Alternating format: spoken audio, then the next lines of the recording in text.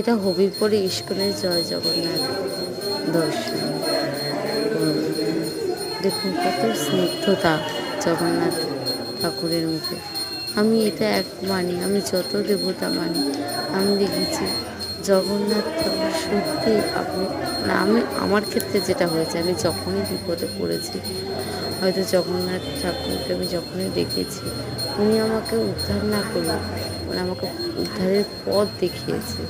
আমি নিজে বাস্তব জীবনে আমি নিজেকে দিয়ে আমি এটা প্রমাণ পেয়েছি।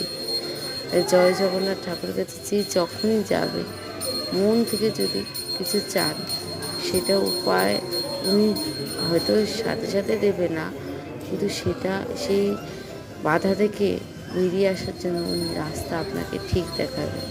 এটাই জগন্নাথের আমি মহিমা দেখি। তাই আমরা আজকে আবার গেলাম আমি জয় জগন্নাথ